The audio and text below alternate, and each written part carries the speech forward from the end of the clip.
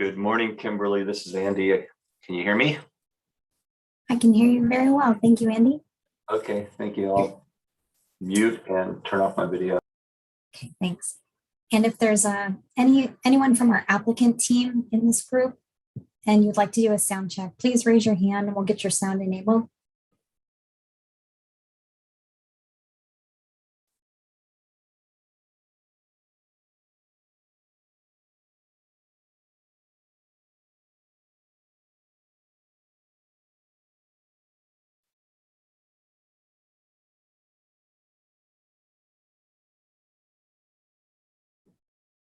All right, looks like we have Adam Fisher.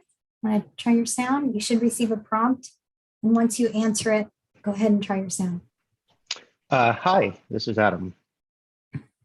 Sounds great, thanks. Great, so if you great. want to go ahead and keep yourself muted, then we won't have to do prompts every time. Okay, I'll do that.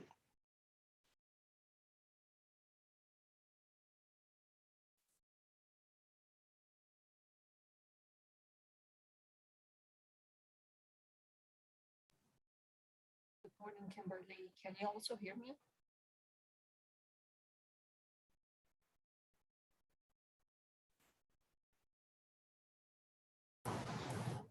Kimberly, can you hear me?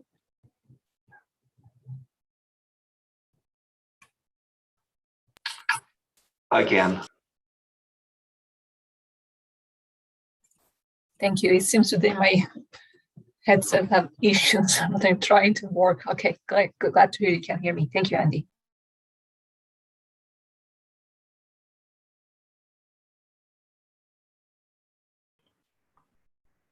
Hi, good morning. This is Amy. Can you hear me, Andy or Kimberly? Yes, we can. Thank you, Amy. Great, thanks.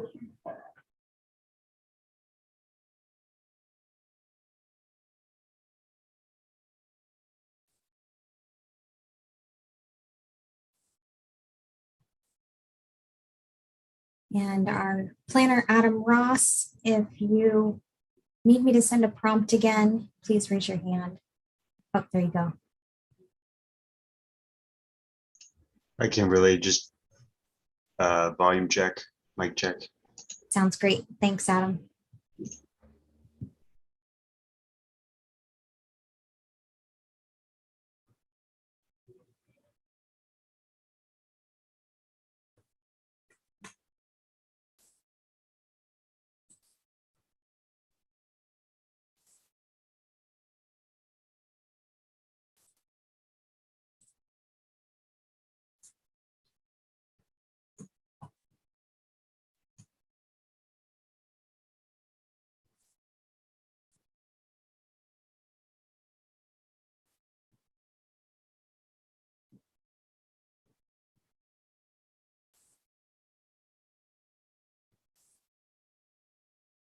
Okay, it looks like we have maybe any more applicant team that want to do a sound check. We have about a minute or two more here. Go ahead and raise your hand if you're part of an applicant team. We have Michael Martinez. Looks like your hand is kind of going up and down. Then we have Tom Thomas. Let's try Tom. Good morning. Yes, this is Tom Thomas. Good morning. Sounds great. Thanks. You can go ahead and keep yourself muted. Yeah, that's fine. And then we have Amanda Harpstead. Hi, this is Amanda. Good morning, Amanda. Thank you.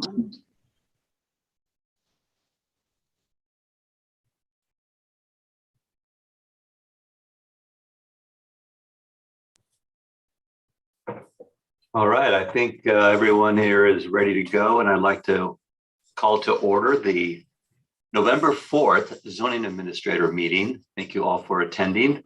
My name is Andy Gustafson. I am zoning administrator, and I will be conducting all but one of the items on today's agenda. Joining us today is also Amy Nicholson, who will handle item number 1. Today's meeting is a virtual meeting held via Zoom or for those of you participating by telephone. And this is to allow us to reduce the spread of COVID pursuant to Government Code Section 54953E and the recommendation of the county's public health officer. This meeting will be run like any other public meeting or hearing. Items on the agenda will be heard in turn. In each of you who are here today will have opportunity to participate. The meeting will or is being live streamed and will be recorded or is being recorded and will be available for later viewing. The agenda has the URL or the internet link should you wish to do so. The first order of business is to allow for public comment. If there's any matter not on the agenda, but within the purview or jurisdiction of the zoning administrator, you are invited to comment. You can do so by raising your hand if you're participating by Zoom or pressing *9 if you're on the telephone. And I'll give a moment for those of you who might want to offer public comment at this point.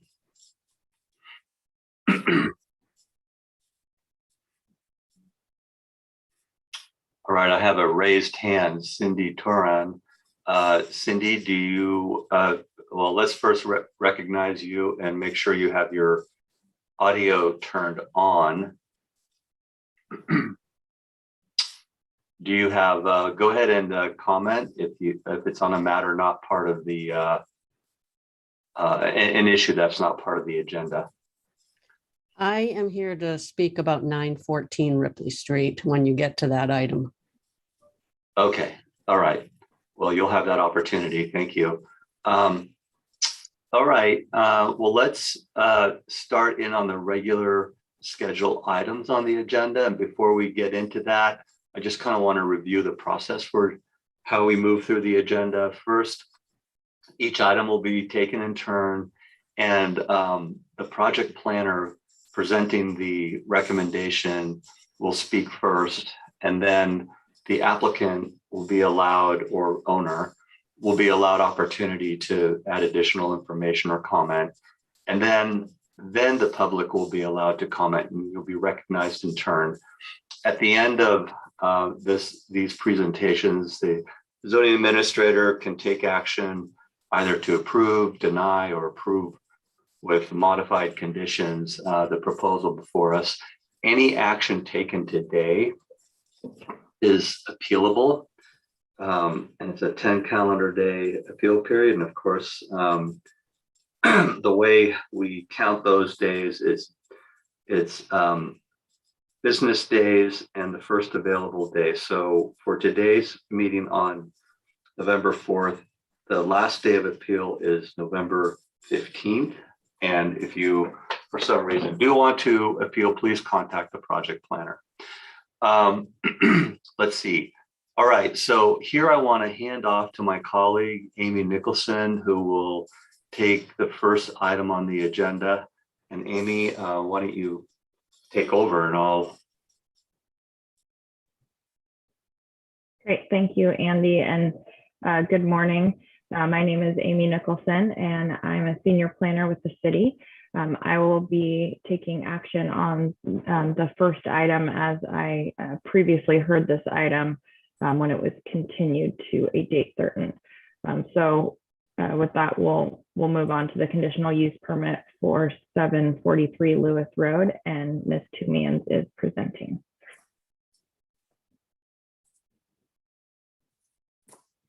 Thank you, Ms. Nicholson. Let me share my screen here.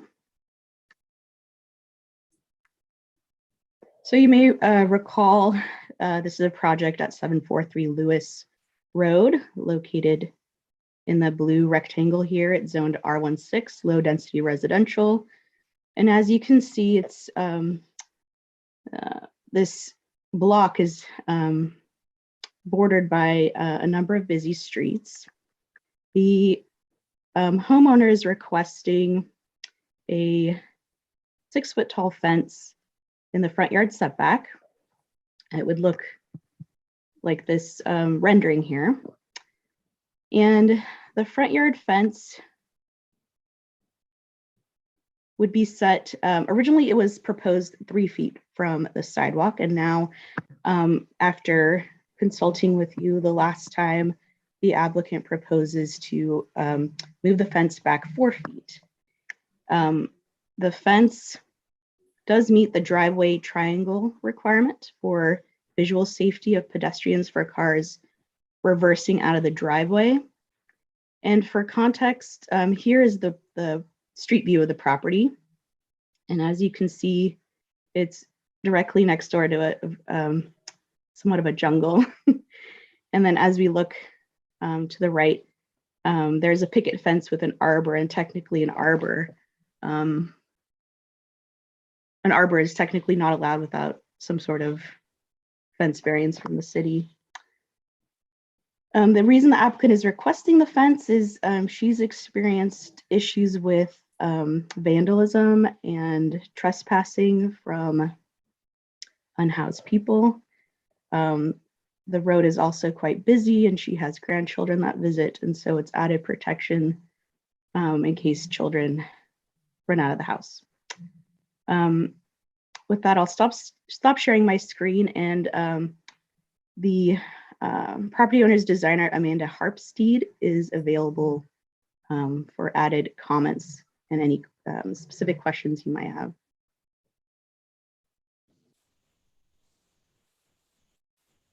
Thank you for that presentation. Does the applicant wish to provide any additional information? Sure. This is Amanda Harpstead. I'm the architect representing the owner on this project. I do want to just add that the owner has also agreed to, in addition to a 4-foot setback instead of a 3-foot setback, to include low drought tolerant landscaping in the front of that setback to help beautify the front yard, the front area, that setback. And I do want to also mention that just specifically that road is so busy that the applicant has had 5 different cars totaled parked right out in front of their house.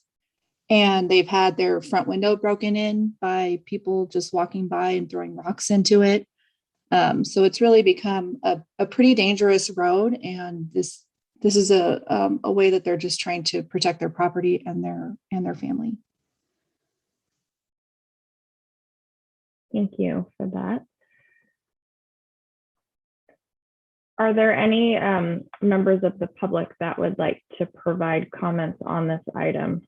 If so, you can use the raise hand feature or press *9 from your phone.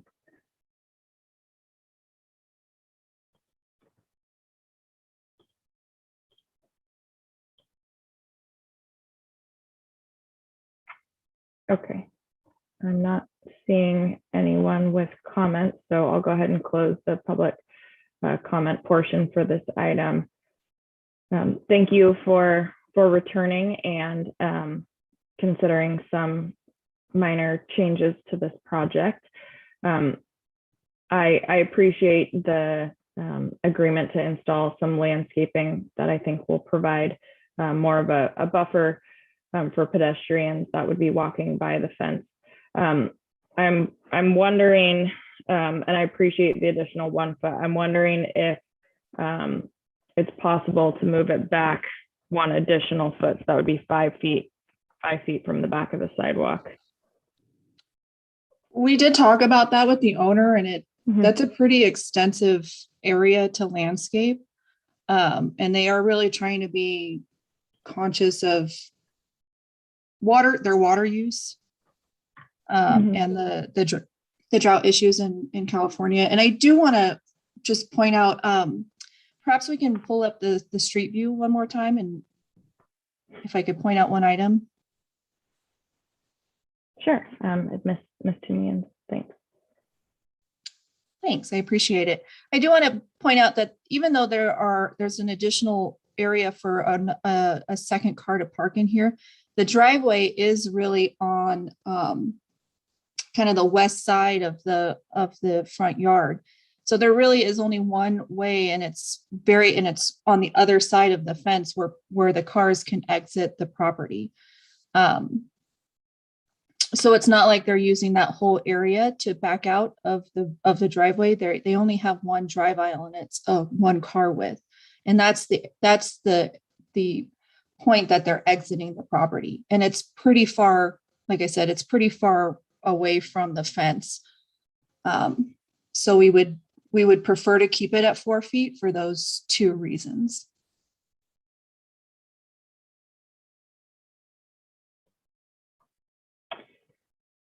Okay, yeah, I think for me, the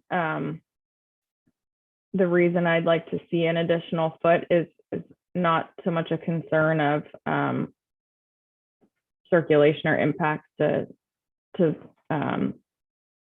pedestrians or drivers for safety purposes, but just because it's it's a solid wood fence that's 6 feet tall, and I appreciate the context that was provided as it relates to the hedge on the abutting property in the arbor, but I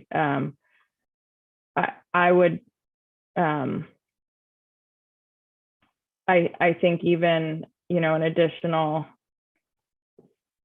even if it's an additional 6 inches, I think that just any additional distance would just provide a little bit more visual relief for that 6 foot fence. And I appreciate the comment about less landscaping. I think that there's an opportunity to, I don't think that more area would need to be landscaped if it were pushed back an additional half a foot or foot. I think that a row of low water plants would still work okay, whether it's 4 feet or 5 feet. So that's what I would feel comfortable approving today, is if it were to be a minimum of 4.5 feet from back of sidewalk with the drought tolerant landscaping installed. With one layer of drought tolerant landscaping. Sure, and it doesn't. I don't want to be prescriptive with the landscaping. Sure. Drought tolerant is what we would prefer, and that would be in compliance with our water efficient landscape ordinance as well.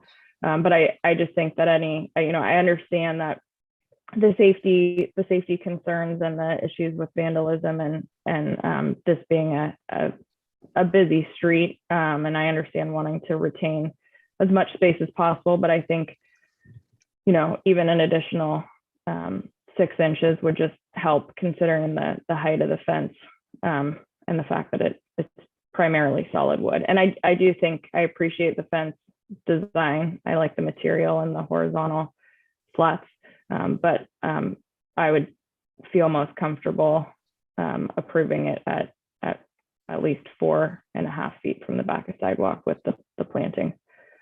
Okay. So I just want to make sure that you agree or can accept that. I think we can accept 4'6". Okay. So Kristine or Ms. Tumians, if we can add that in, I think we might need to add in a condition of approval to memorialize the 4.5 foot setback, and then also the low water or drought tolerant plants within the area between the back of sidewalk and the fence. And then I can go ahead and approve that resolution. Yeah, I can do that. Okay, Thanks. great. So thank you. And I will hand it back over to Mr. Gustafson. Thank you, everybody.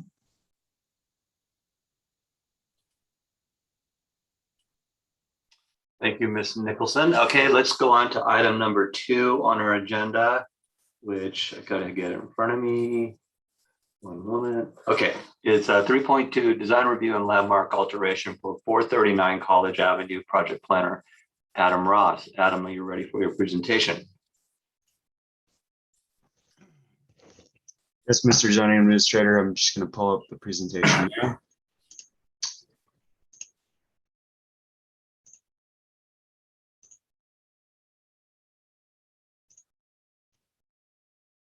Okay.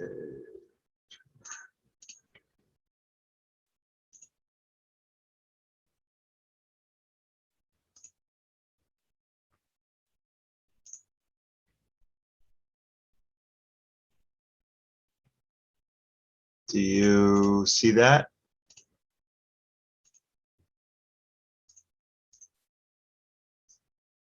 I'm sorry. Yes, I see it. Okay, great. Okay, this is the minor landmark alteration permit and minor design review, file number PRJ 21-018 for the property located at 439 and 447 College Avenue. The project includes a new wrought iron fence with gate at covered entryway to the existing building. So there's a covered entryway that I'll show you in the next slide. Here's the site location off College Avenue near Mendocino Avenue. Here's the site plan, and this this dotted line identifies the area of work where this new fencing is proposed. Here's some existing photos. So here's the open space, and the purpose of the submittal is to is a deterrent for nuisance and crime taking place on the property during non-business hours. So the connection would be to this existing screening material up here to the floor. This is a general identification of or reference of what the fence would look like. And here's the new fencing placed on the site. So it would go from the planter box on the east side when looking at the property from the east side to that that fencing type material, that screening material up top that's already existing, and then from the floor to the screening material where there's no planter box. And then on the west side of the front elevation here, it'd be from the flooring to the that metal screening. And then again, on the bottom, here's what is existing for the site. So with that, the Planning and Economic Development Department recommends that by resolutions approve the minor landmark alteration permit and minor design review for a new, this should say wrought iron fence with gate at the covered entryway for the building located at 439 and 447 College Avenue, file numbers PRJ 20-018, more specifically LMA 21-014 and DR 21-047. The applicant does have a presentation, and I will open that up and I will see if they're here. Thank you, Adam. I have a question. There's no, I recall from the application or the packet that's online and the plan submitted that there's an entrance on the other side of the building. Is that entrance is also receiving the same type of security fencing? As far as I know, no. So Okay. what's theirs proposed? And this is a landmark alteration permit, which was there if I get the terminology incorrect, forgive me, but an architectural assessment of its historic resource value on the building. It could be called many things within that aspect, but yes, I'm sorry, but no, there was no district compatibility report or architectural analysis or historic evaluation, whatever that may have been. There was none there. So I think the applicant, can you raise your hand? I'll ask them about that, but is this in this is in the Rose Historic District, this building? This is within the I think it's within the Ridgeway Historic District. Ridgeway, correct. Rose is to the other side of the street. Yes. Correct. Yeah. Okay. All right. Yeah. So now, if the applicant wishes to make their presentation, please raise your hand and you'll be recognized.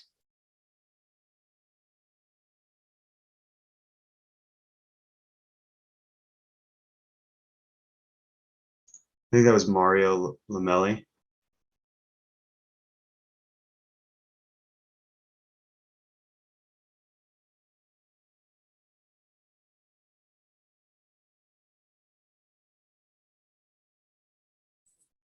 Sorry, I lost my participant window for a moment there.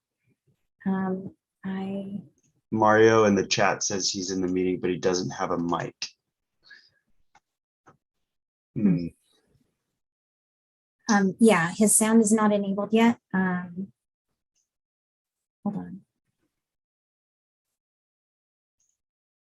Mario, I'm going to send a prompt, and if you go ahead and answer that prompt, it'll enable your sound.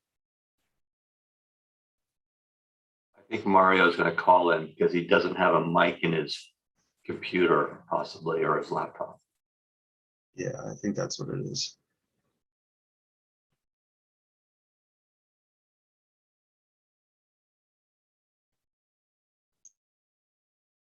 Adam, if you want to take that screen down for just a moment, I can get the login information reposted.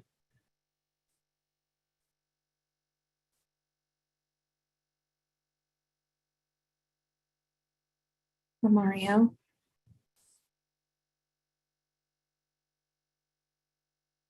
Okay.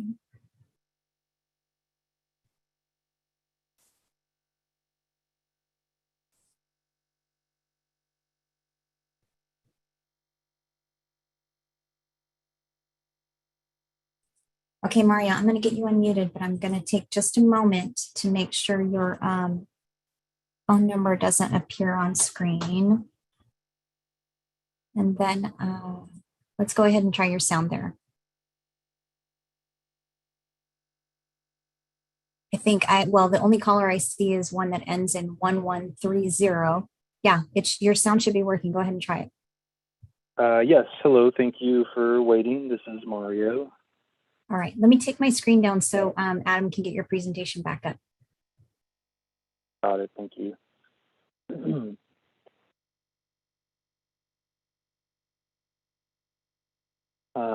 So thank you guys for taking the time to review this presentation that we put together here.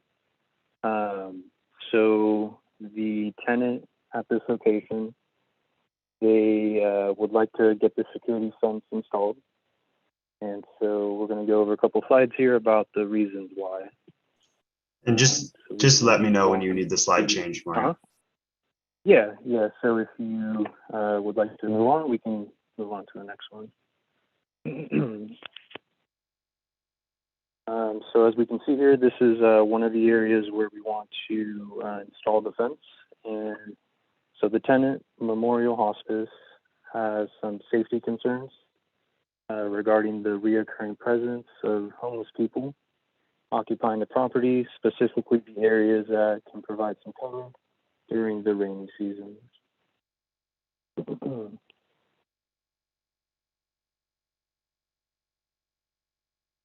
And so this is the same location, just from a different view. The tenant has requested that a wrought iron security fence be installed to prevent trespassing and keep homeless people off the property to ensure the safety of employees and clients.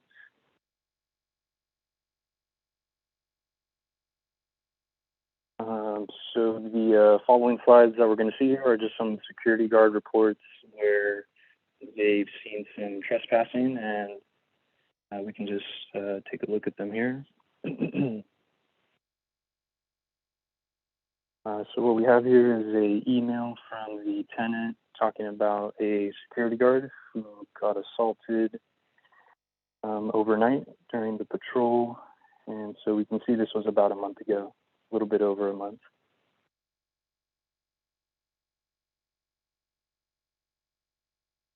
And in this one, we have a photo of a homeless person there. Also recently happened here.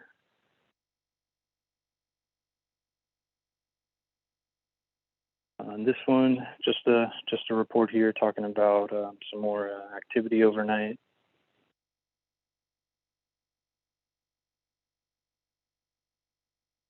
And same thing here as well, just some more reports about the homeless activity that happens overnight.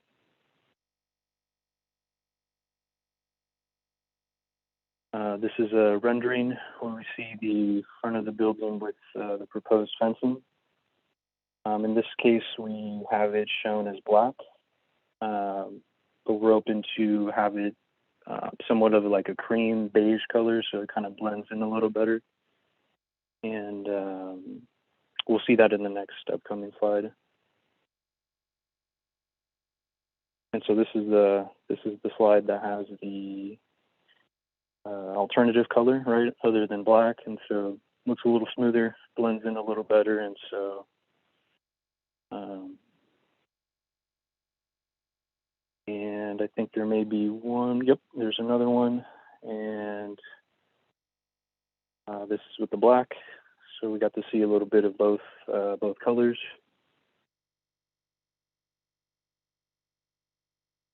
And so this is the main entrance that the tenant uses. And so all the previous slides that we were looking at, like those were just the street facing, and so they're not really like the main entrance, but yeah, so that's what we wanted to show you guys.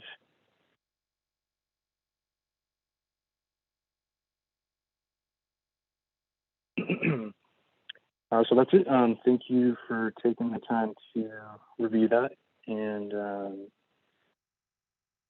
I assume we will just carry on and let you guys do your thing here. Thank you very much for your comments and the additional graphics that are showing the side. I appreciate that. And I'll have some questions at the end of this item. Let's first give opportunity for members of the public who might be in attendance who wish to comment on this project. If so, please raise your hand or press *9 now.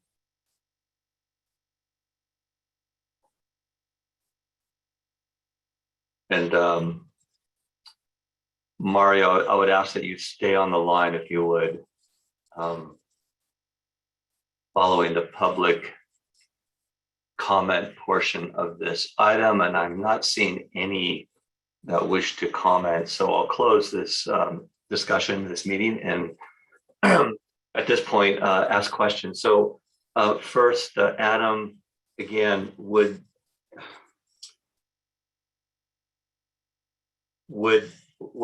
are the criteria here? Or we don't have a historic resource assessment for this building. I mean, this building is more than 50 years old, correct? Correct. And then I'm going to verify its current status for you. It should be listed. The Ridgeway Preservation. It is within the Ridgeway Preservation District. I believe it is a contributor to the district and not historic, and not a historic landmark in and of itself. Yeah, if you could confirm that, that'd be great. All right, Mr. Lamelli. So is there any, what was the reason that for these security trespass issues that the rear area was not also enclosed to provide security there? Was that not a problem at the back of the property?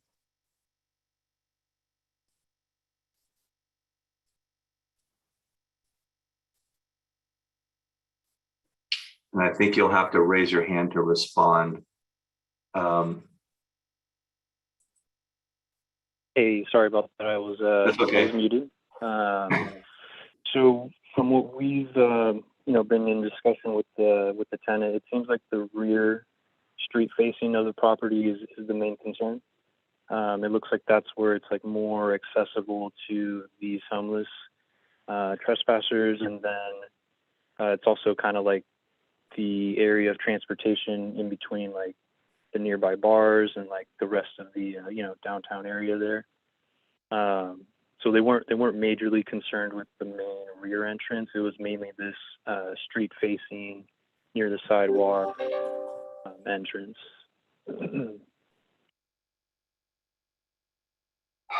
Okay. And did you consider other materials for fencing than the wrought iron tube, square tube that is presented here, the panels? Not necessarily. So we would be open to, right, if there was other alternatives that you would propose instead. But at this time, we've just focused on the wrought iron. Okay. Yeah, I think the what we would need to be informed by is a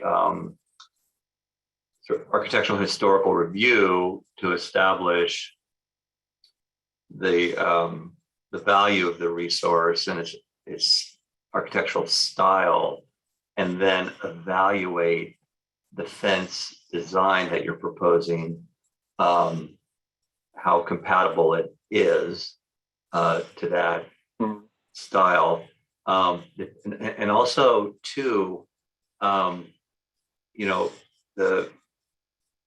there may be other options to completely enclosing that front street facing elevation in the manner that is illustrated, should be considered. I cannot take action on the evidence on this project with the information before me. I would need to be informed by an architectural review or historic study. And forgive me, Adam, please give me some guidance on the terminology. Yeah. So both buildings, based on city documents, determine that the building at 447 and 439 are determined ineligible for local designation through local review. However, our GIS identifies both buildings as contributors to the district. Typically, we'd see a historic resource analysis. It could be called that. It could be a district compatibility report. The name isn't so much to focus that specifically, except that it should include a historical analysis of the building and how the proposed project would then fit in with the historic resource and or if it is compatible with surrounding historic resources. So even if, you know, being that it's within the Ridgeway Historic Preservation District, even if the building is not a contributor, there would be a report that would identify said project as not being detrimental to surrounding properties and compatible. Okay. So we have a gap in that information and we need to remedy that. And that's to be able to act on the landmark alteration permit. The other issue is design review. And I think I recognize that our public streets do have in certain locales in the city problems with vandalism or trespass, but this type of a solution sends a very chilling signal to the community. This entry that would be enclosed is kind of in that in-between place. It's adjoining a public right-of-way, a public place, and it transitions into a private place. So in that way, it's kind of a quasi-public private domain, and to completely enclose and literally bar off this area from the public, not only visually, but just in terms of the expression of it, is really something that I cannot go forward with without full consideration of alternative ways to help to ensure that this quasi-public space can be managed, made safe, and controlled. So on the design review part, I think there's another question that we need to answer, and that is what alternatives to completely walling off these two quasi-public spaces from the public right of way have been considered before this matter should be acted on. It is. I'm trying to think of anywhere else in the city where we've seen this type of enclosure before, and I cannot think of any. And I think we want to be very careful about closing these spaces off because they are vital to the streetscape community and part of urban design. And to just block it off is, I think, drastic. So for that reason, I want to continue the matter. And I want to ask, is the applicant here wanting to continue it to a date certain to be able to come forward with the preparation of a architectural historic review, and then secondly, alternative designs for enclosure? Adam, what does it typically take to get that review done in terms of time? Well, it would depend on availability of the applicant's consultants, and then, you know, depending on staff workload, you know, if it came back to me, I would need probably 2 weeks to review it and update any sort of resolutions. So my personal recommendation, if accepted, is to a date uncertain. We would have to renotice the project with the postcard mailers, but it would allow the applicant to gather up that information, submit it to staff, and staff to be able to thoroughly review the updated design and any sort of historic analysis. Can I suggest we continue it to a date certain, which will be avoid having to do the noticing and give the applicant an opportunity to come forward with these and the report as well as alternative designs. And then if for some reason they aren't able to do so, it can be continued again. That way we avoid the noticing issue. I would say, would it be appropriate to say December, is it the 15th? I got to get my calendar in front of me.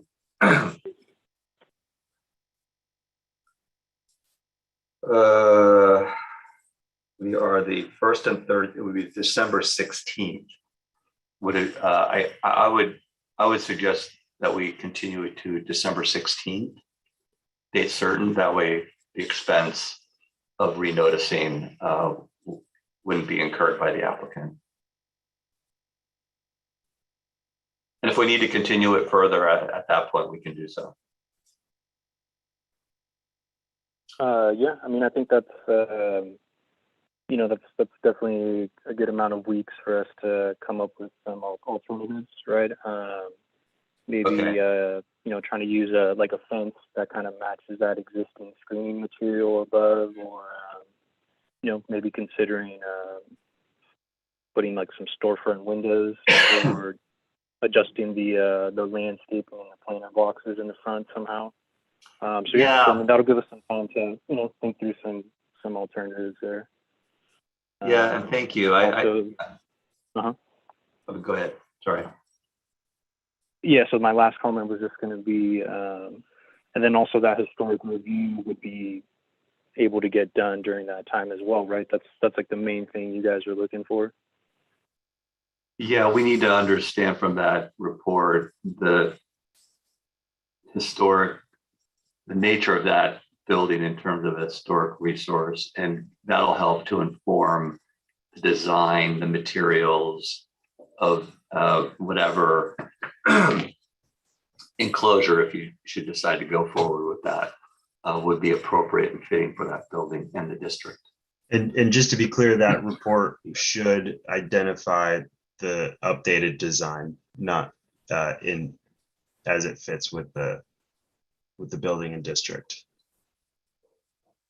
And with like the proposed wrought iron fence or whatever alternative we're considering. Is that correct? Yes. And I would, Okay. I mean, my direction is come back with some alternatives so we know we have the best and most fitting solution for helping to avoid trespass and nuisance issues that you're experiencing. Okay, so please work with Adam on the report and alternatives. And then I look forward to meeting again on December 15th. If anything should come up, contact Adam and we'll coordinate it with you. December 16th. Is it 16th? You're right. Yes. Thank you. Okay. Thank you very much. All right, let's All move right, on thank to item 3.3, landmark alteration at 910 Spring Street. Adam, you're the project planner again.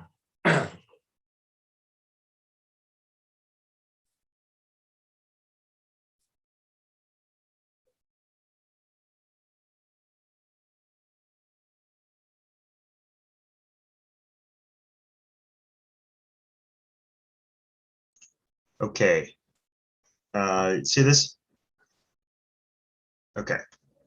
So this is the minor landmark alteration permit for replacement stairs and deck, file number LMA 21-016, located at 910 Spring Street. Replace the project is proposes to replace existing stairs to, this says granny unit. It should actually say studio above the garage. I think granny unit, this room doesn't have a kitchen, so it's not considered a granny unit. There's the naming convention here. I just want to clarify, it should say studio above the detached garage. At the same time, adding a new 47 square foot deck at the second story entrance. And that deck is, you see this little red portion here, that shows the proposed deck, but here's 910 Spring Street, an aerial view. There's a backloading alley, and then the front street is Spring Street. Here's the site plan with the proposed plans. So there's already stairs there. They're adding this relatively small deck. It does look inward towards the home. It's not off to the side over a neighbor's home. It is made of wood. Here's a rendering of what that would look like at this location. These stairs are the existing stairs. The materials used are redwood to replace. The stairs currently are of redwood material. They're being replaced with redwood, and the new deck is proposed to be of redwood as well. This is within the McDonald Preservation District. I should mention that. The site is a contributor to the district, and this is on the accessory structure in the back, which is the garage and studio above the garage. And the project has been found to be in compliance with all findings of a minor landmark alteration permit. And because of that, the Planning and Economic Development Department recommends that the zoning administrator by resolution approve a minor landmark alteration permit for the replacement stairs, a new 47 square foot deck at the second story entrance of the above garage studio located at 910 Spring Street, file number LMA 21-016. And that concludes staff's presentation. Thank you, Adam. Can you show the plan view of that deck balcony again, please? Yeah, sure. Oh, and I see that Shannon Hartwell, I should make a correction. The unit does have a kitchen. However, the plans provided to the city do not show a kitchen, which is why there was some confusion there. Give me 1 second.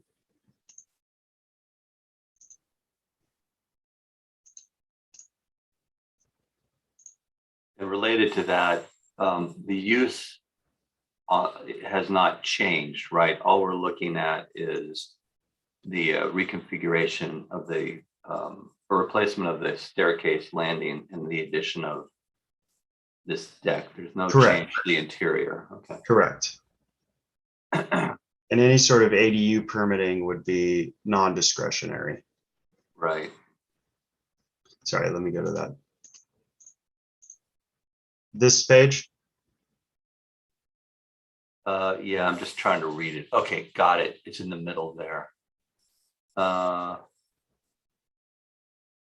here's the existing, how it looks now. I see, and then it would expand. Okay, and I can see that the okay, thank you. All right, so now's opportunity for the applicant or applicant's agent to comment, and I see a raised hand, Shannon Hartwell.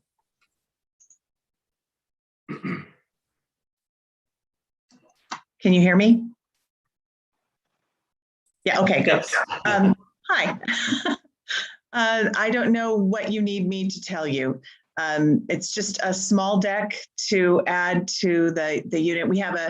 We bought the house in March, and we inherited the tenant, who's lovely, and it's a very small space. It's 294 square feet in the annex unit, which is what we call it. It does have a small kitchen, bathroom, and sleeping area, closets. But he was mentioning how nice it would be to have a private space outside, and we thought, oh, that might be really nice to add a little deck there.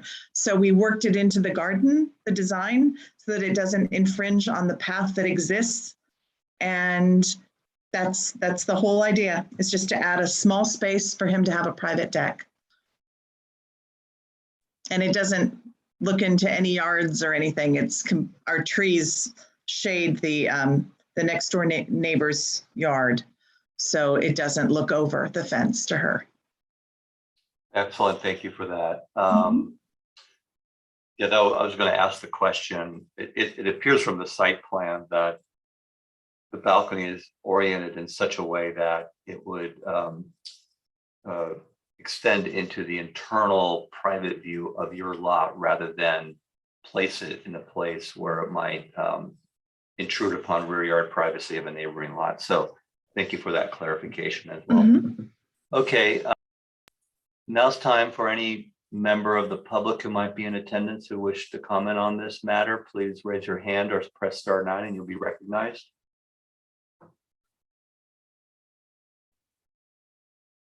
Seeing none, I'll close the public input on this matter. All right, so Adam, I think this is as presented in your staff report, your resolution and the findings you made for this landmark alteration permit are correct and support the approval of the proposed stair replacement and the new deck addition. So I'll approve your resolution as proposed with conditions of approval. Thank you. Thank you very much, Ms. Hartwell. Thank you. All right, so let's move on. We are now have a sign permit for 3815 Airway Drive. And Ms. Monette Shekali is the project planner. Thank you, Mr. Gustafson, and good morning. Let me show Your you audio is very low. Oh, okay. There's something happening with audio today. How You're about now? perfect now. I can hear you. Okay. Thank you. So, okay, let me share my screen. There you go. So, as you mentioned, the project is a sign variance for Hampton Inn and Suites. This is a brand new hotel. It's being built on the northwest side of the town. So the applicant is proposing to install 6 signs, including 3 wall signs, 1 monument sign, and 2 welcome signs for a total of 419 and 3 square feet. This is where the site is located. As you can see, the shape of the lot is a little bit different. It's on the north side, there is a medical office. On the south side, a new care facility is being constructed.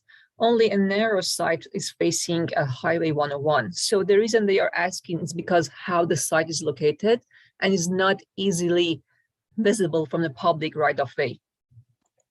So this is a site plan that shows the proposed hotel. One monument sign number 6 will be along the street, so it will help to find a direction from that street. And 3 wall signs, number 5, number 2, and number 1 will be on the building. Number 3 and 4 are 2 small welcome signs above the canopy where the cars will come in. So they are not advertising the Hampton Inn, but they are just a welcome sign to help with the direction. So this is the sign for facing north, will be facing the medical office. As you can see, it's not taking whole space on that frontage.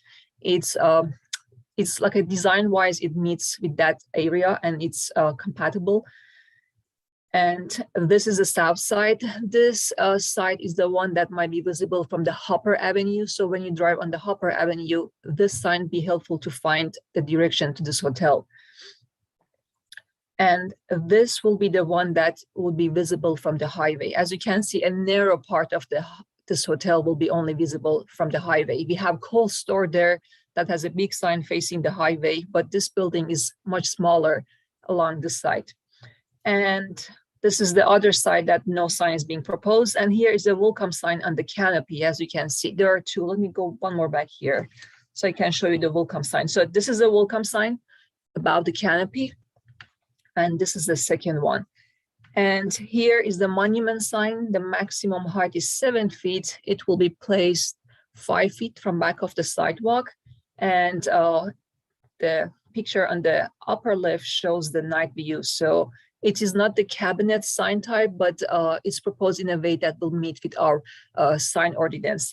The reason that they are asking for the sign variance is because our sign ordinance says you're allowed to have only 3 signs, and the total area of the signs cannot exceed 100 square feet. The applicant is proposing 4 signs with 2 welcome signs that the total exceeds 100 square feet. And that is the reason for the sign variance. The notice was sent out to neighbors within 600 feet. I did not receive any comments and questions about the sign variance. And the proposed project has been reviewed in compliance with the California Environmental Quality Act and qualifies for a Class 11 exemption. It is an accessory structure. And with that, the Planning and Economic Development Department recommends that the zoning administrator by resolution approve a sign variance for the property located at 3815 Airway Drive. I know the applicant Robin is available here also. If you have any questions, she'll be able to answer it. And that was my presentation. Thank you. Thank you very much, Monette. Can you tell me what the sign area is for the wall signs there at the one facing, I guess, north? I guess it's that one. This one is, I don't know what happened at the center, the white one, but Okay. this one is 144 square feet. It's right down here. And it faces the This one is the facing medical the hospital. facility? Yes, the medical facility. And this one is facing south, the new care facility that's being built there. And this is also 144.38.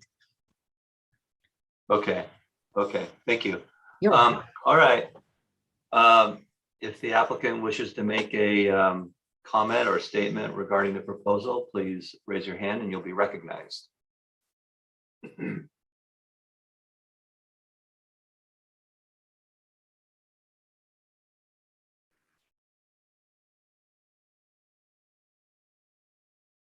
Did you see my hand?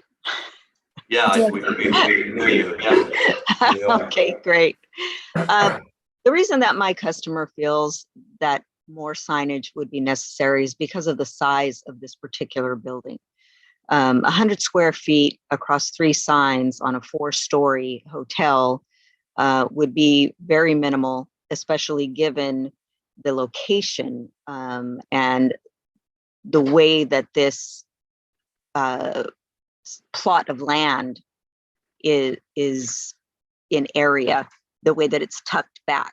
So being that it is 4 stories, the north and the south side, the signage is on the very top, so that way it can be seen over the other buildings that are around it, so people can find it. And the front is the smallest elevation, as Monette said.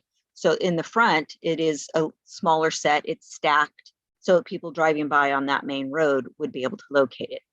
The welcome signage that's on the porte cochere is non-illuminated. They're flat cutout letters. They're just a basic, you know, hey, hi, you know, you're here, thanks for coming kind of thing. And the monument sign was changed so that it could meet your code. It also has the address to the location, you know, for safety purposes, etc. Not just, you know, a pretty thing, but that way, if there's any kind of safety issues, whatever, emergency vehicles looking for locations, it's right there.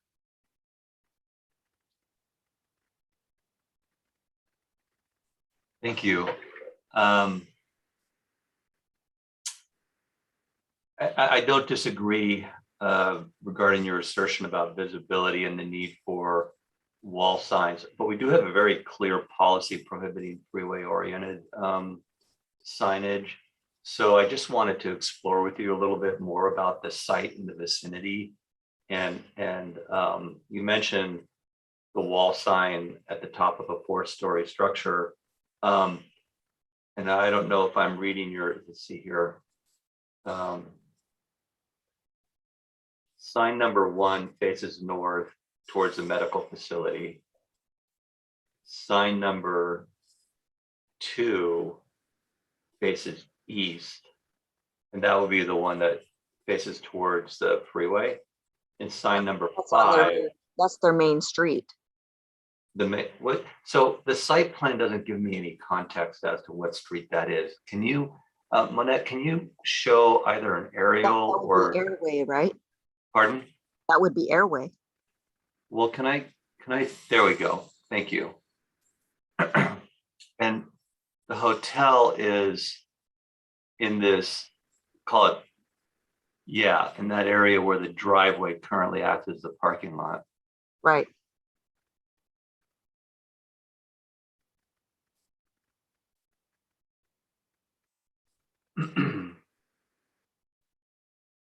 So really, I'm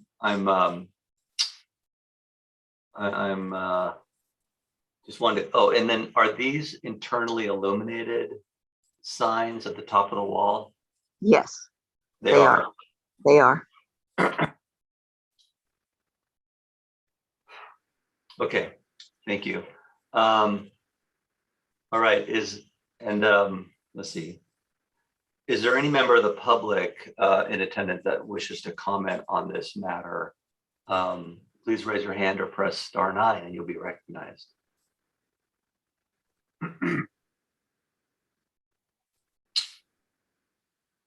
Seeing none, I close the public meeting. All right. Well, it's always great to see this kind of investment in our community, this project, this hotel. I think it's a creative use of a very irregular site. It just calls into question, how did that property boundary get drawn? But I'm great you found a solution for the hotel to be there. The signage is all fine except for that sign number. I'm looking at your sign diagram here. It would be number 7. No. Yeah, number 2, actually. Sorry, am I correct? That's the one that's up on the top of the wall. The one that is facing the street and highway? Yeah. Mm-hmm. That's number 2, correct.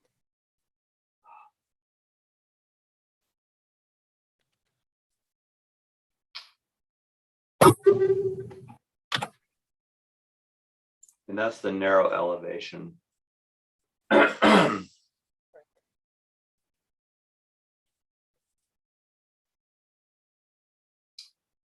Yeah, so Monette, did you, in your findings, I'll have to bring those up right now. So can I say something? Yes, and your audio is really low. When I look at the aerial along that street, actually from Highway 101, I can see many of those commercials on that side. They have signs that is facing Highway 101, like Habit Burger, Holes. So that is the way they are advertising their business.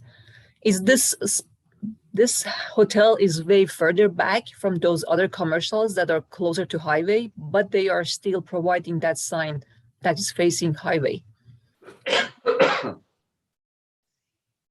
Yeah, this is a really problematic development standard for signs. And I'm going to take a look at the aerial for my benefit here to confirm what you're saying. Bear with me 1 second.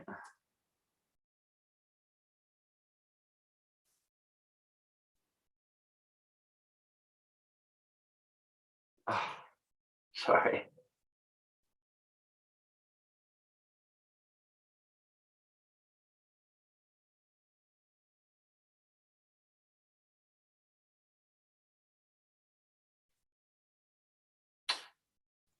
Yeah, okay, so Aerial from the Google. yeah, I'm looking at it. So I can see airway extends north, and then we have two sets of streets or roads. One is the main access to the medical facility with the kind of a roundabout cul-de-sac configuration. And then we have this other, actually, which is the main access to the medical facility to the north. And there is the massing of the building, and there are trees along 101. So I think this is an issue where we can make the findings supporting. I'm talking about sign number 2. That it would be acceptable. It serves the function as an identification sign. And it's not brazenly advertising. So I think we can make, I just want to take a look at the resolution here. 1 moment.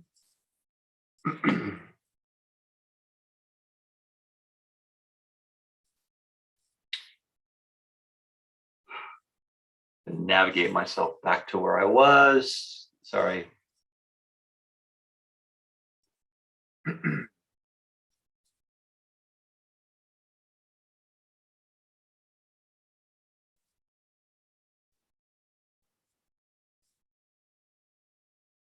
Okay, here we go.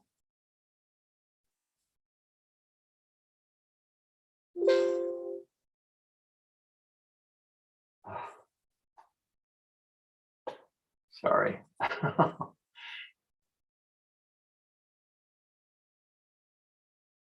Okay, now I have it. Thank you for your patience. All right, I just want to take a look at the one finding.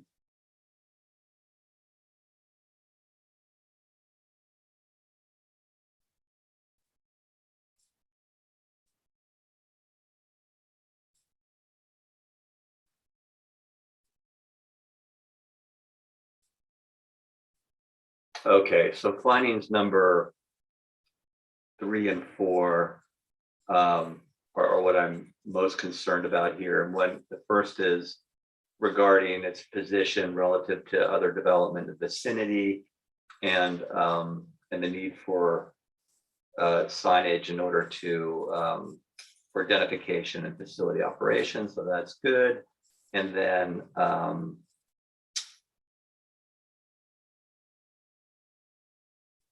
I do think the signage scaling and location on that east elevation that's in question is appropriate for the design. So I'm comfortable with doing this. So I will approve the requested sign variance for this project located at 3815 Airway Drive. And thank you very much for and being patient. as I review the findings. So go forward. Thank you. All right. So the last item on our agenda is, and now I find my agenda. Not last, the one before last. And Miss Sikali is. Yes, this is not the last one. There's one more after this one. It is. I do my duty here and announce it or introduce it. Item 3.5, design review for 3242 Airway Drive. It's not the last item. No. And Ms. Monette, you're the project planner. Go ahead. Thank you, Mr. Gustafson, again. So a minor design review for a project named ATI Design Review. This is a minor design review. So the applicant is proposing to increase portion of the roof height from 22 feet to 25.5 feet and remove 5 windows and add a new, like a loading door, loading entrance. Here is a picture of existing building. And the maximum height allowed for this zone, which is industrial zone, is 55. And the applicant is way below that, is 25.5 for the roof that they are proposing. And here is where the project is located. The general plan land use is light industrial, and the zone is also light industrial, which are consistent. And here is a site plan where the building is located and the parking lot. Here is the roof plan that shows the area where the roof height will be increased. The centerpiece where it's dashed is where the roof will be increased. And there are some part of the roof, I will show that through my elevations, that are already to that high, like it's close to 25.5. And building is going to be like a comply with that, like it's going to steal the same height at some portions. So here is the elevation. The one on top is the existing one, and this one shows the new addition. And as you can see, there are portions as the building where I mentioned is still high, like it's 25 feet, and it's going to be look similar materials, and look, they are not changing it to different materials. Some of the windows will need to be removed as a result of this change. And let me show you another elevation. And here is the elevation which they are going to add a new door. And let me see, I think a window also would be removed here, just to make sure. Existing elevation. Oh, no, here is the roll-up door where they are going to remove this door here and add a new roll-up door. As I mentioned, similar materials and same design to increase the height of the building. And notice of this application, this design review was sent out to neighbors. I received 2 calls that they were not about the design, but they were asking about the proposed use inside of that building. And I had to explain that the use is ATI restoration for some fire damage repair. So the main questions I received, 2 calls were about the proposed use, not the design. And for CEQA, the project has been reviewed in compliance with the California Environmental Quality Act and qualifies for a Class 3 exemption under Section 15303, in that the project consists of construction of a small structure to an existing structure. And with that, the Planning and Economic Development Department recommends that the zoning administrator by resolution approve this minor design review for the property located at 3242 Airway Drive. I know the applicant is also available, and if there are any additional questions, he can also answer them. And that was my presentation. Thank you, Monette. Applicant, do you wish to add to Monette's presentation or have additional comments? Go ahead. Hi, this is Michael Martinez with ATI Restoration. Thank you. It was a great presentation by Monet. I just want to add that we would love to add to the community of the city of Santa Rosa. We're heavily involved with fire and water loss in the city of Santa Rosa and the surrounding counties, that we would like to also just make the building nice in the front. as far as homeless, and put new shrubs, new grass, new plants, and just spruce up the building too in front. So that's what I wanted to add to. So we're just trying to add to the community. So appreciate you. Thank you for your comment. Appreciate that. Is there anyone else? Do you have anybody else on your project team that wishes to raise your hand, wish to comment? If so, raise your hand. I see none, but I do have Mr. John Ehrlert, who has his hand raised. Are you a member of the public that wishes to comment? Hi, Andy. No, I'm the project. We prepared the plans, and I think Mr. Martinez pretty much covered what I was going to say. So no further comment to add. Okay, thank you. All right. Any member of the public wish to comment at this point? If so, please raise your hand or press *9. All right, seeing none, I'll close the public meeting.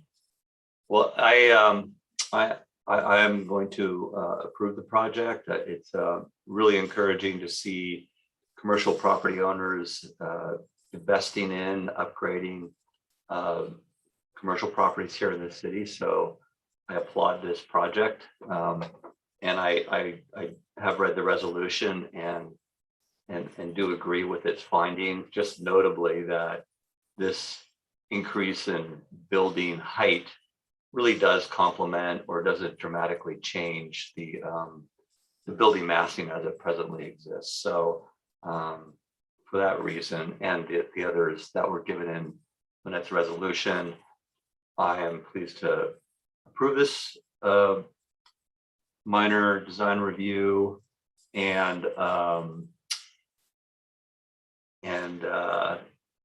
go forward. Thank you. All right, that concludes our discussion on that matter. And now we can move on to the last item on our agenda today. You have to find the agenda, excuse me, while I fumble around. It is item 3.6, a conditional use permit, 914 Ripley Street. And Manette, you're again the project planner. You're busy. Please give your presentation. Thank you. This is the final permit for today. So as you mentioned, this is a minor conditional use permit for an integrated medical health center called Vessel, located at 914 Ripley Street. So the applicant is proposing to operate an integrated medical health center within the ground floor of the existing building. You see the building in the picture below. The proposed hours of operation are from 9 a.m. to 6 p.m. Monday through Friday. So as you can see in this picture, this is a mixed-use building. The upper portion has been used as residential, and the lower part on the ground floor has been used as a commercial a long time ago, but it has been vacant for some time. And it seems there was some code or violation happening there prior to, I'm not sure, maybe the applicant can tell you what was happening there. So the applicant wants to use the lower part for an integrated medical health center. The upper floor has a separate entrance, so they don't share the same entrance to get to that building. The corner here is the entrance to the second floor, and the entrance to the main ground is from street here. And the general plan land use for this parcel is medium density residential, and zone is R318, which stands for multifamily residential. Here is the site plan location of this parcel. There are parking spaces in the back that maximum 3 cars might be able to park there, and they are going to be used by the residents living on the second floor here. And because the site is located within the downtown specific area, no parking on site is required for commercial uses. So here is the example, or not example, the conceptual floor plan for the site for this first floor. There is a small waiting room at the front, and there's a hallway, which is this one, I'm showing it here, that will access the 3 small rooms in the back that will be used for the health stuff and by 3 different people. And I want to just go over some confusion or misunderstanding that was resulted by the applicant project description. The applicant in the project description mentioned that a dedicated ADA parking spot on the street for this use. ADA stands for American Disability Act. So we checked with the traffic department. No private parking is allowed on the street. And even if it was going to be an ADA parking, it would be used for public, not private. However, because of the strict dimensions, no ADA parking is allowed on the street. So there won't be any designated parking for this use on the street. It's a public street and it's for everyone to use it, nothing private. And and getting about the comments. Since a project was notified 10 days ago, I have received emails from neighbors. There were some in favor of it and some against it. This morning, I received, like half an hour before this meeting, I have received 3 emails from neighbors. Those 3 emails were in favor of that project. And if you don't mind, I want to go read those 3 emails and give you their comments. So the first, yes. Okay, thank you. So the first email was from Matilda. She wrote, I am a tenant at 24 10th Street, Santa Rosa. I am writing to pledge my support for the project of an integrated clinic at 914 Ripley Street. It will be welcome addition to the neighborhood. I strongly encourage the city to support this project. And then at 10:16, I received email from Joshua. He also mentioned, my name is Joshua and I am a tenant at 24 10th Street. I am writing to pledge my support for the project of an integrated clinic at 914 Ripley Street. It will be a welcome addition to the neighborhood. I strongly encourage the city to support this project. And the third email was from Sarah, I'm not sure if I pronounce her last name correctly, Sugro. And she says, I am reaching out today in support of the project that is hoping to open at 914 Ripley Street. My family own 15 10th Street. My husband, Tyler, and both of our sons do not see any issues with having this project as a part of our neighborhood. I feel that it is a perfect building to use the downstairs as a business. Actually, it is something that I have dreamed of since we purchased our home back in 2004. We support this project. Please feel free to reach out to me, should you have any additional questions. So these are the 3 emails I have received this morning. And about other emails I have received, they were questions and concerns about parking, which I tried to explain. No dedication, no parking is going to be dedicated on the street. And also, as I mentioned, this site is located with downtown specific plan area and no parking on site is required for commercial uses.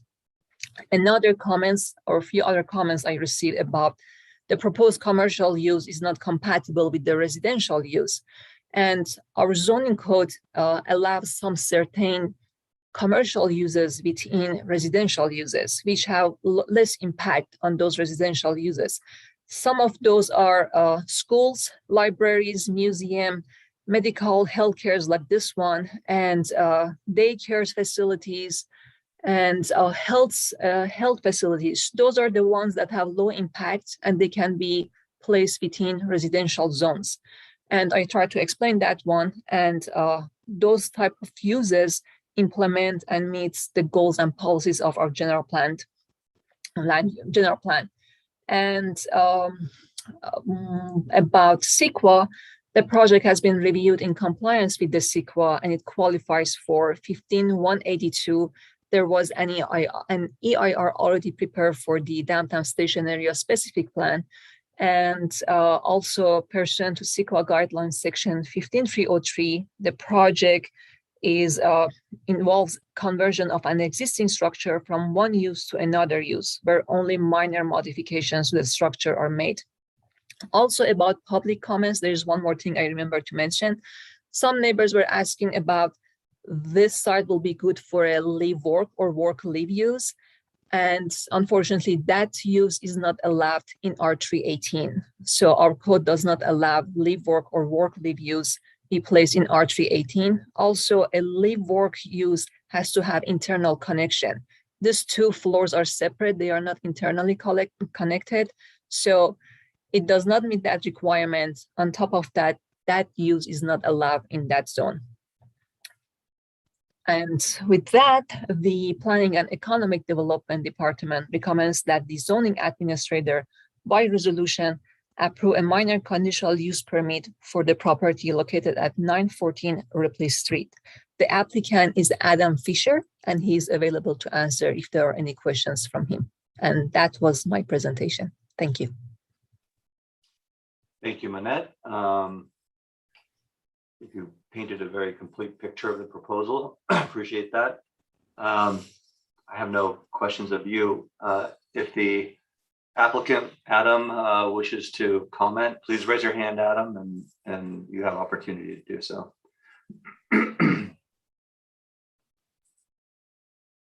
You should be able to unmute because we did a sound check. Yeah. Hi, this is Adam Fisher. I'm one of the owners along with my wife Laurel and our friend Anne. I just want to say a few things about this and then I'll be available for any questions. One is that we live nearby. Laurel and I live about a mile away. We bought our house in 2008 and we're pretty excited to be investing in what is really our neighborhood.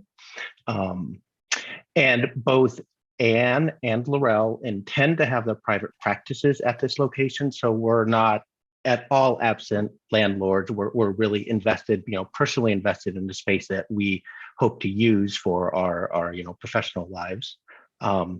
We feel pretty bad about the confusion about the parking spot in front. It was always intended to be an ADA spot. We never thought it was somewhere we could park ourselves. We weren't trying to do that reservation. It seemed to rile up a lot of people, and we're sorry that was confusing. And just a couple of comments about parking. I know that Zillow online says that we have 8 garage spots at that property, and that is not accurate. There was a single garage spot that was accessed off the alley that is to the south of the property, and that was closed off. I don't really know when it was closed off because it was like that when we bought it, but it's just a wall now. And in the back, it is more limited than we had actually thought. Even when we purchased the property, we really did try to figure out a way to fit more cars there. And you can fit 3 cars there right now, and where you can actually turn around to exit. When we've had additional vehicles there, somebody has to back out the driveway, which is pretty dangerous with this property, as the building basically abuts right to the sidewalk. So we just trying to clear up a few things about the parking. And I also just want to point out that no matter how we develop the bottom floor, whether it's residential or commercial, we're going to impact the parking in the neighborhood no matter what we do there. So I'll mute myself now, and I'm available for any other questions or comments as needed. Thanks. Mr. Gustafson. Thank you. Appreciate your clarifications on those issues, your use and parking. All right, now's opportunity for the public in attendance who wish to comment to do so. Mr. Gustafson, before we go to the next one, I just noticed in my email, I received another email right now in favor and supporting the project. So at the end, if you want, I can go over that email also. Why don't you go ahead and share that to the record now? Okay, sure. So the email is from Stacy Murray. This is what she said. She said, based on the, let me bring it here.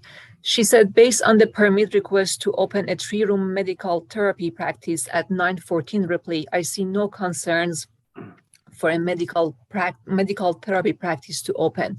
I live on 10th Street around the corner and would potentially be impacted by many businesses that could move in, but not this type.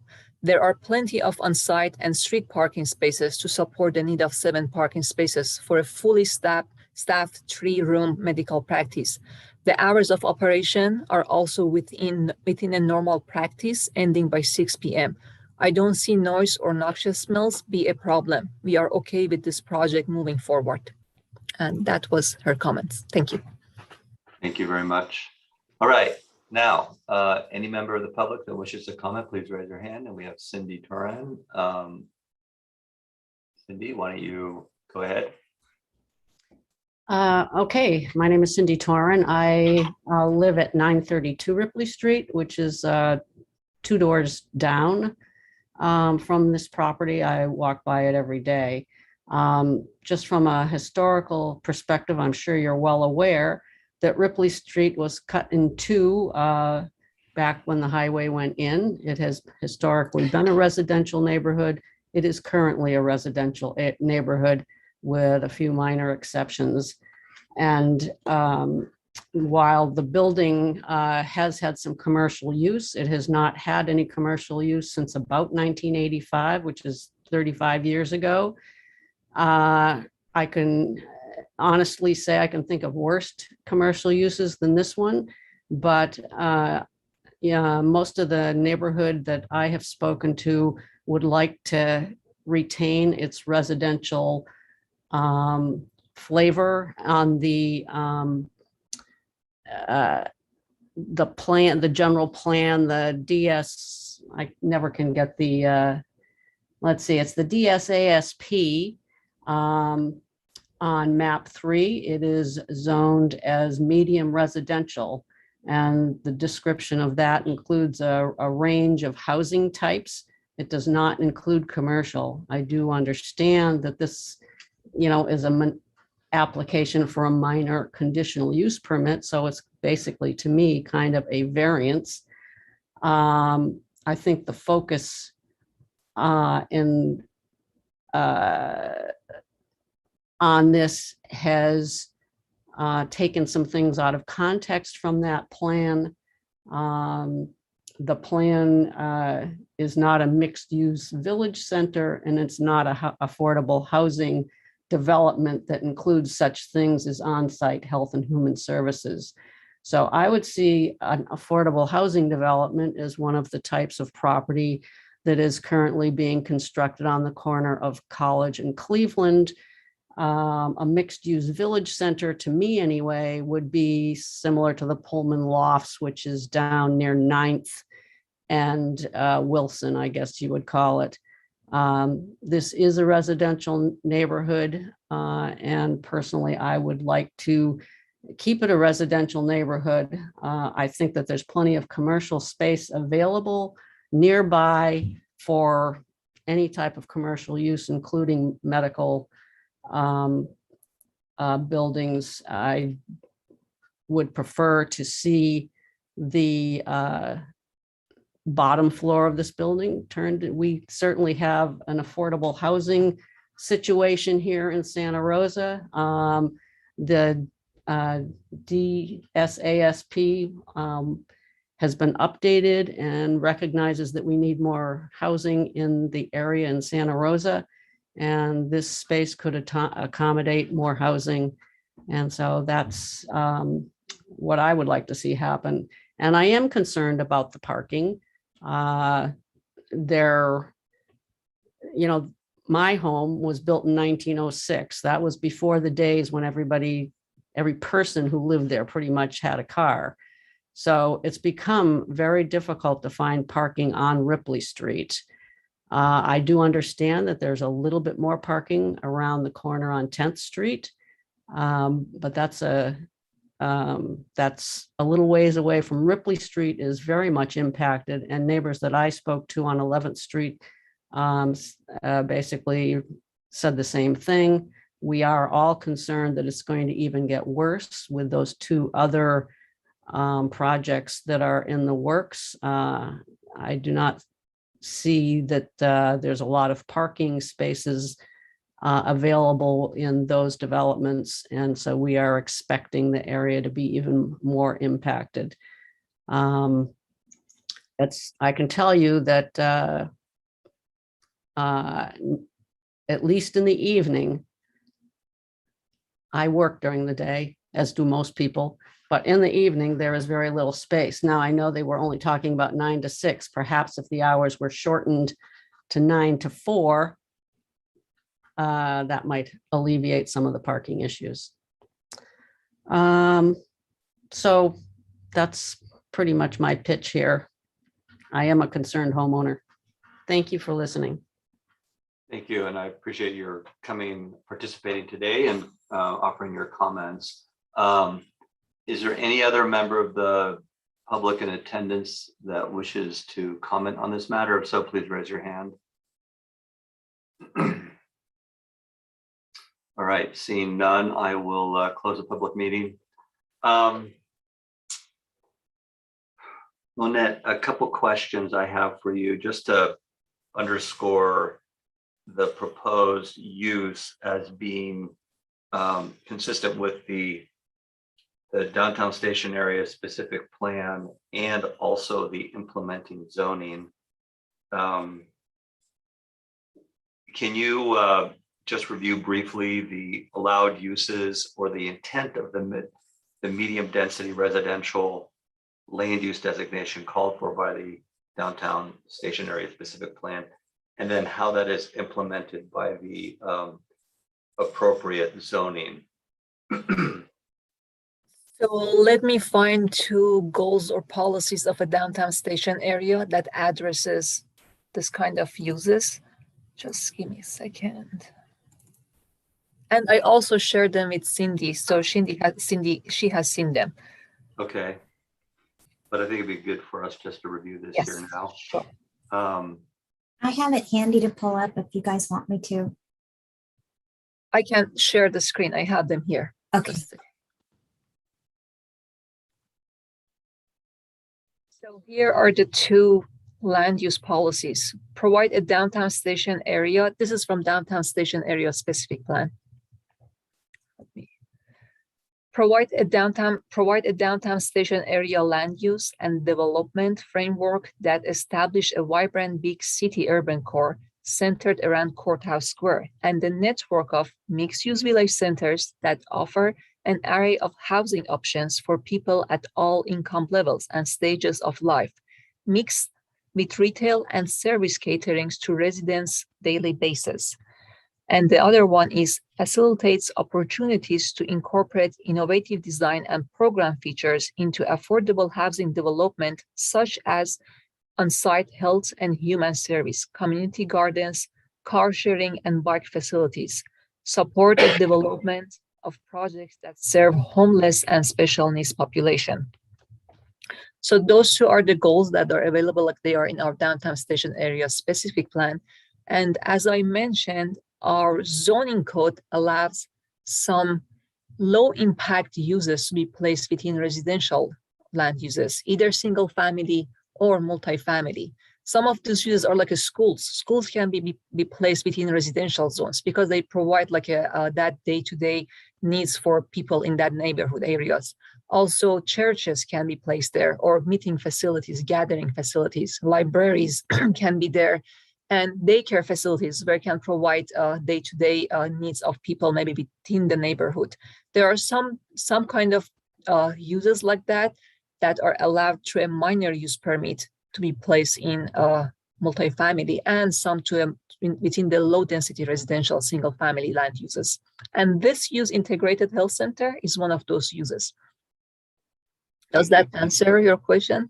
Yeah, I just wanted to make that really clear. And this use permit has a number of findings associated with it, which inform how, in my case, in this case, how the zoning administrator can act. And you clearly established the land use designation and the zoning there supports the proposed integrated medical service facility.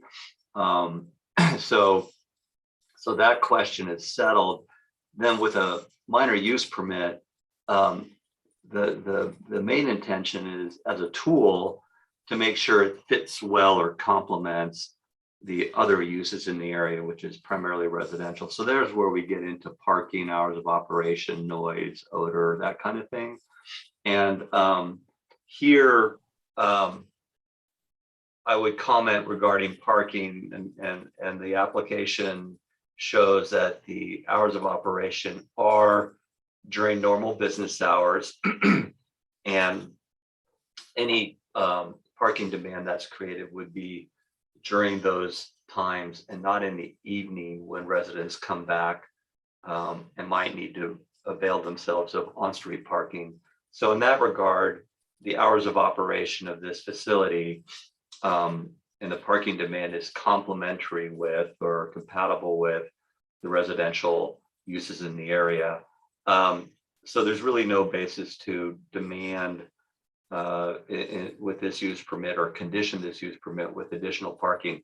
I would note, however, that the parking, that the site does have parking, and I imagine through use and convenience, the property owner will probably utilize that, and whether it's for the patrons or clients of the facility or not, I wouldn't be surprised if it becomes available. With regard to that use type and character, it's not a use with associated with the typical neighborhood nuisance, noise and odor.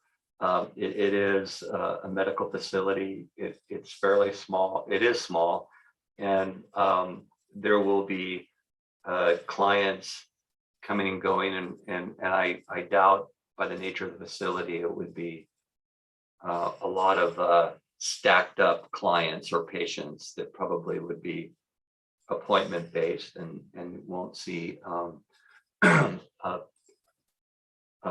people waiting in line in the area. So I think in terms of the volume of activity, it's very minimal. And then Mr. furthermore, Gustafson, yes. can I add one thing? So the project was referred to traffic division to review, and traffic didn't ask for any additional analysis, and they indicated that this use will not have an impact like increase in traffic in this area. So I just wanted to mention that traffic has reviewed. And thank you. Yeah, and just to note that, follow on with that, the project is reviewed by the city's various departments, including traffic, and they do look at parking demand and also traffic operations, safety, that kind of thing. So they're making that finding or conclusion that this won't have an impact is another supporting fact that it is a compatible use. Then we get to the more qualitative aspect of the comment made regarding, is this appropriate in a residential area? The use itself is a kind of supportive use that will really be integrated in the community, and it's a kind of use that people very much will be pleased to have available when they need it, but otherwise I have a feeling it will really disappear. It will be pretty quiet. So this is exactly the kind of activities we want to encourage to take place in residential areas, and the downtown stationary specific plan calls for that sort of integration of supportive uses in residential areas, and not just promoting uniform and homogeneous single family residential. So this, for a number of reasons, is a very supportable use permit request based on its consistency with the general plan and specific plan and zoning, based on its use, the activity intensity of the use, not constituting any public nuisance such as noise and odor, and furthermore that it will not have a significant parking impact. So based on the project description that has been prepared, submitted by the applicant, the findings made by the project planner. I will approve this project subject to the conditions of approval, which also I want to point out to the applicant includes the project description and the hours of operation that have been put forward. So thank you very much for presenting this. This matter is approved. We've come to the end of our agenda for the November 4th zoning administrator meeting. So it's my pleasure to adjourn the meeting and thank all of you